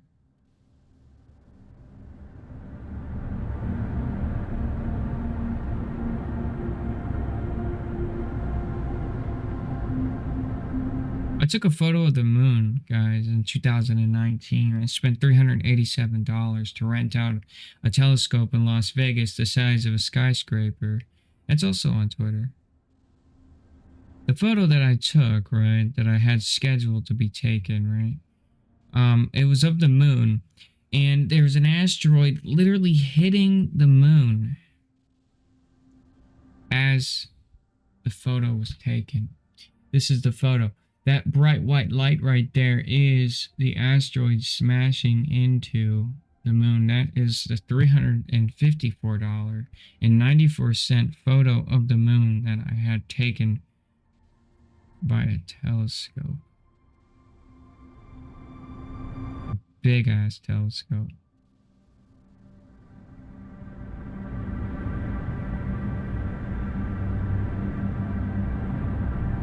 I need to do that again. I need to go back, rent out another telescope, and we need to take some photos of Saturn, I think. My favorite planet. Here you go. Here's a ghost. Okay. That's not edited. That's 100% something of not goodness.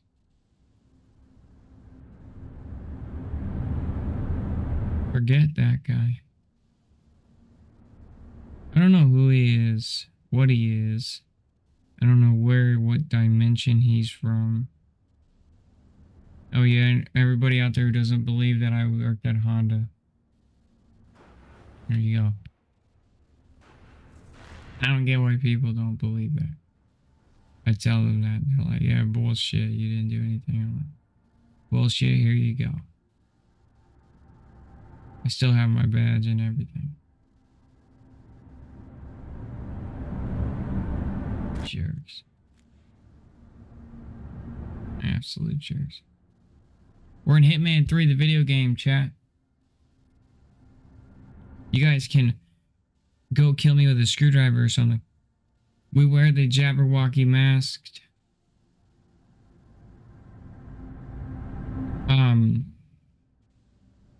I asked IOI for 3 years to be in that game. I emailed him every day. I set the world record in one of the maps for fastest time to ever complete it on Master Mode Silent Assassin. I blew up on Twitch a little bit for it. Became an icon in the community for Hitman. And goddamn, it was a goddamn good day. And that was enough for me to get just a small amount of Easter egg inside of Hitman 3. And I love it. Greatest thing I've ever. It's greatest thing I ever did in my life. So what do I do now? You see, I work with Arjun and I help him build Rocket Science, the game on Steam. I'm the main researcher. I'm the pathfinder for the game. And I help him understand really the true science to add to the game. Big researcher. Spend most of my days researching. On Steam, you can go to Workshop, type in Mr. Smithentop, and you can see all of my skins. Inside of games, I skin things. That's an armor tank. I also have done skins for DCS, an American Truck Simulator. American Truck Simulator skin is big. I was known for. I still do a couple American Truck Simulator skins here and there. But I have taken it to a whole new level. I've stepped away from skinning. I have a graphics design degree. And I kind of stepped away from that, and I've started just going ham on programming, and I find programming more fun now. And I've actually made Jarvis, and I'm still working on him. If you want Jarvis, you can go to my Discord and we can get Jarvis for you. He's real Jarvis, like he's real. I've spent like 5 years working on him. It is what it feels like. No, he's about 3 years old. I'm putting him on hold because he's getting expensive to develop. He's really expensive to use. He requires a lot of money to use. He's using a lot of quantum computing, cloud servers from Amazon Web Services. He's sentient. He has emotions. He listens to your conversations. He identifies the microphone that's best for your computer and listens to you through that and only speaks when he's talked to. He'll imply and he'll correct you. If you're talking to somebody on Discord and you say something wrong, he'll come in and he'll correct you with the statements. You can talk to him and have a conversation as if I was to talk to somebody in real life. He's a companion. He's super creepily real. Like, he's so creepy real that it's almost ridiculous how realistic he is. He's almost too real. Like, he's almost way too real. Like, he's scary real. I'm a DJ, like I said before. Like big DJ in my area. Took a big ass break from that, and I do not plan to kind of continue to be a DJ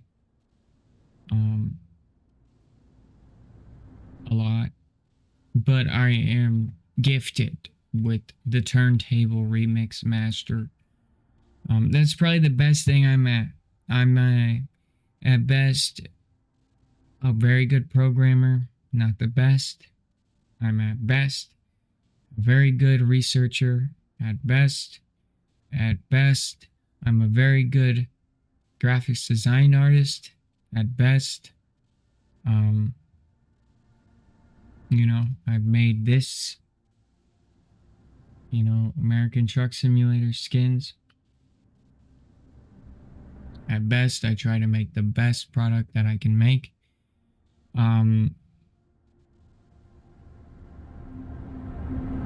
But when it comes to remixing music, I'm one of the best. I believe that. I've made some of the most dopest remixes ever. Making music is something I'm very, very good at doing. But America doesn't appreciate EDM, doesn't appreciate trance, doesn't appreciate drum and bass. They don't appreciate these things. I'm a trash mechanic. I know things about cars, but I'm not very good at it. I have a very nice car. I have a couple very nice cars. Here's one of them.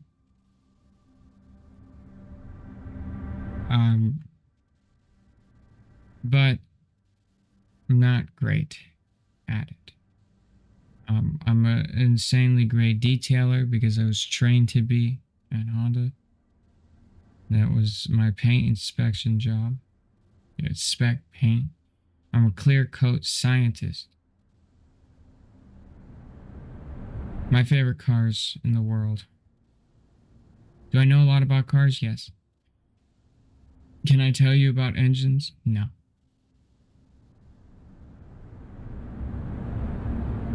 Can I tell you more about engines than most people know about? Yes. Am I going to speculate and create things that aren't true about engines like most car people? No.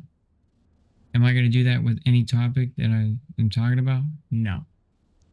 There's one thing I can't stand about today's society is how people walk around and they assume things, and their assumption and of their opinions create the artificial justification that is a fact.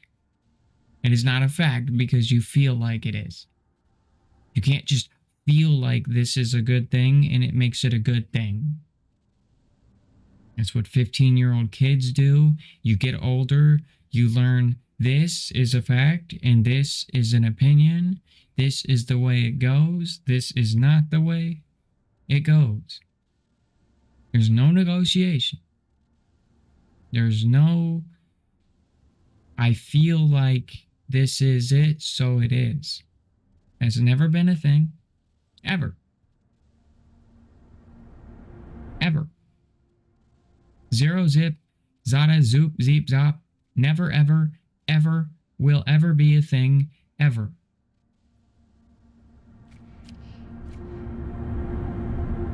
And it drives me crazy when people say that kind of stuff. They say that they feel like this is it, so it is. But I feel like I hate that. I hate that. When you say, hey man, the sky's blue. But I feel like it's not, man. So you know what? Maybe it's not. That's not fucking, you can't do that. That's not how, physics, science, the laws of gravity are just sitting there telling you how wrong you are. It's like mathematics. It's like 1 + 1 = 2. That's a fact.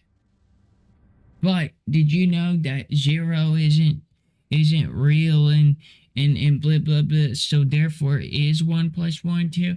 Yes, because math is a literal perception. It is its own thing. Math is literally a structured, created equation system called math. It's like telling me what that my style is wrong.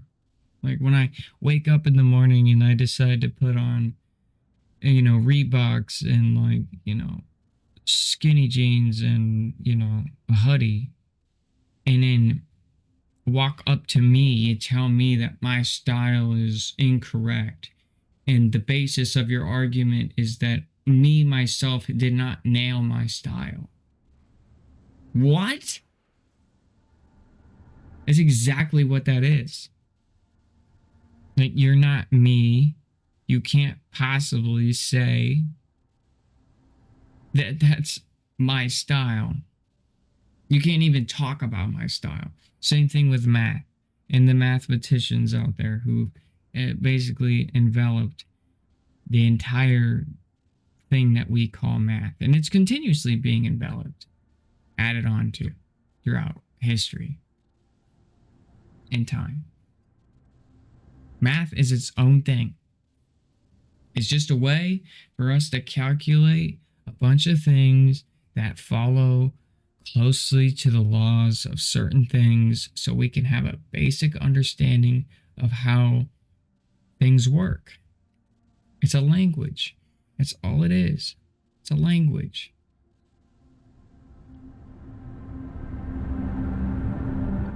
And what is a language? A language is a perspective. Right?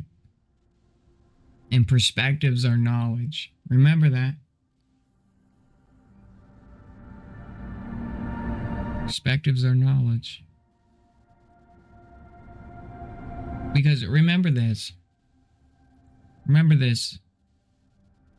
The caveman had to receive the fish by becoming the cave woman in his mind to understand that he was being given a fish.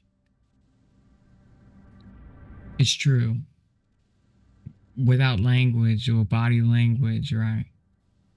He had to be in her shoes and have her perspective give himself the fish in order to understand that he was being given a fish. It is in your humanics is perspective. And that's our knowledge. That's how we work as humans. What is language? What is a book? What is a photographer's photo? That is perspective. A book is somebody's perspective. A teacher is a teacher's perspective. A subject is somebody's perspective. History is somebody's perspective. Somebody's, somebody's life biography is their perspective. Everything is somebody's perspective. Right? That's all knowledge. And so if you view knowledge for what it really is, right? Go get a bunch of it. Okay? You can't just be super freaking smart. You're not just born with the perspective of everybody else. You might be really good at putting A and B and C together of these types of perspective. That doesn't make you smarter than everybody else. It just means that you're good at putting these types of perspective together quicker, and that's your niche. It's a niche. Intelligence is completely, in my opinion, people who have high IQs, I think, are people who are really realistic and really truthful, and people who are really honest have really high IQs. And when they say things that are untrue, and truly believe it, right? They're not smart, in my opinion. They're not going to be able to identify and discern equations of things inside their mind. Because I was considered a prodigy in my state. I had an entire scientific team study me as a child because of how intelligent I am. Intelligent.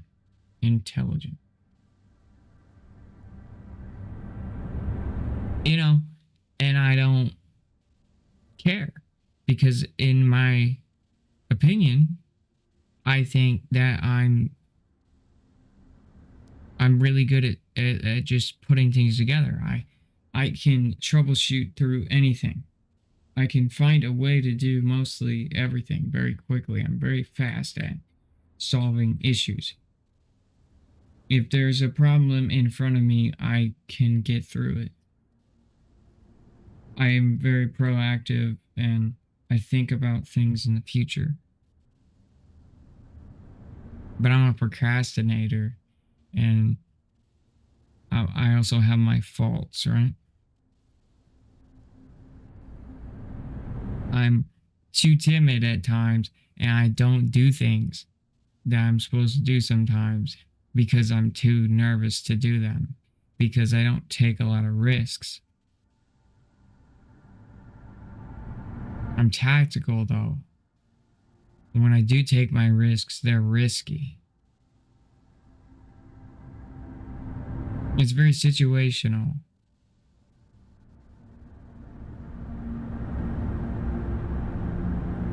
But that's the thing, is I'm too tactical all the time. And it costs me a lot of things in life. Costs me a lot of things. Also, I'm on the spectrum as well. Not very much. It's freaking much. Like, definitely hard for me to go into a room full of people, though. I can see through a lot of people. Socially, I can tell, like, a lot of people's faults. I can see a lot of people's issues. And the reason I can do that is because I focus on other people. I'm very selfless. I like to think about other people a lot. And I don't think about them and apply it to myself. I think about them for them, and I ask them questions, and I spend time with them, and I truly become them for them, not become them for me, right? And I get to learn a lot of faults through like social patterns and humanics of, like, you sit there and you have these issues in your life. You have these issues in your life. You know, why? Why do you have these issues in your life? And I go crazy. And then I go to another guy and I'm like, I ask him questions and I'm like, okay, what would you do in this scenario? What would you do in this scenario? What would you do in this scenario? And then I do the math. I do the science. I do the social, like, science. I do the engineering. I put together why these people do these things. I find the social behaviors and I find the relapses. And I go back into these insane, like, just spiral of equations to try to get more smart about my surroundings, to be more aware of the world that I live in, to absorb, right? Because when I die, I want to have absorbed as much as I can to live my life to the fullest. And experiencing other people for people is the best fulfillment I've ever had. Being selfless is the best fulfillment you could ever have. Bringing smiles to people's faces is the best fulfillment. Bringing joy to other people. Making somebody else literally feel like you truly care about them is so rare. And it's such a great feeling. Share it. Die doing something great for somebody at least once a week. Because you're going to literally wake up one day and a bus is going to kill you. And there's nothing that bus is going to do to stop. And right before you're about to die, you're going to have looked back at your week and you're going to tell yourself, man, I did something for some people this day. This day or this day. Or you're going to sit there and you're going to feel pretty stupid. So, A, you could, get on that now so you don't feel pretty stupid when you're dead or dying. And if we do have an afterlife and if there is a God, you did something. People who are atheists out there and stuff, nothing against you, okay? But I think it's pretty ignorant. Is what if you're wrong? I don't necessarily believe that there's a God, but I'm going to try my best to please a God. So I'm going to sit there and I'm going to try to do the best I can do as a person to please these standards of what, gods usually want in these religions. Because, hey, what if I'm wrong? There's nothing wrong with being wrong. Ever.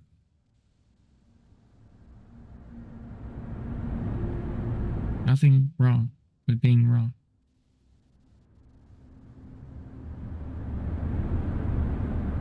What a good stream today.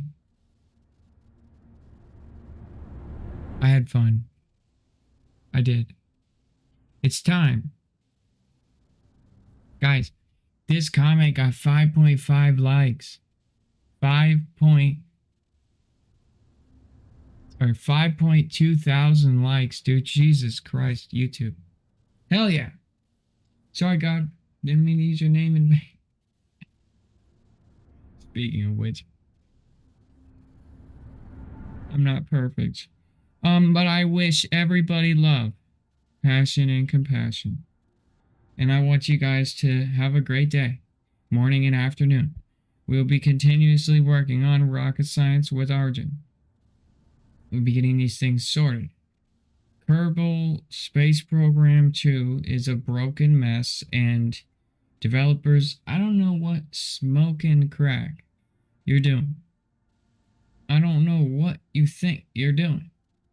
But these updates are going backwards. And not going forwards. So please. Why is there a boat launch and nothing floats? Okay? Why is the game constantly crashing 24/7? Why are saves never really saves? Why in the heck are saves never saves? Why in the heck are we walking around rebooting the game? Why are we having spinning rockets? Why is there not an automatic orbit catcher? I should be able to click on a planet, literally set it as target, and then right click it again, and then literally set path to the planet. I should literally be able to right click an orbit and literally say match orbit, and it'll create a path to match my orbit to that orbit, to create an encounter to an object. To be able to right click it to our object and say dock mode, or right click it and click say docking, dock this item, and then that item will aim at me and I will aim at that item, and then I will literally automatically burn and dock to that item. These options should be optional and they should be enabled and disabled in the menu, okay? Because it is 2024 and even the freaking biggest, most amazing NASA people have automated freaking rockets that are automatically launching and going to a periapsis and going into automation. Want automation inside of these games.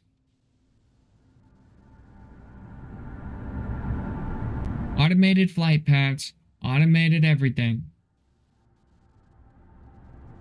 Draw out your flight path. The rocket will go from this to this, to this, to this, to this, to this, and the stage to this. Why? Because the rocket will be set to do that at this date, launch at this date, set the date to that date, it launches, goes to the moon, does its stage, does its thing, you automated this, the everything. You build the automation, right? A platform to engineer automation, make it so you want to put other distant galaxies and you want to make terraforming and city building inside of Kerbal, then you got to create automation at the simplest level. I love you guys. Have a good night. I'm out of here. Peace out.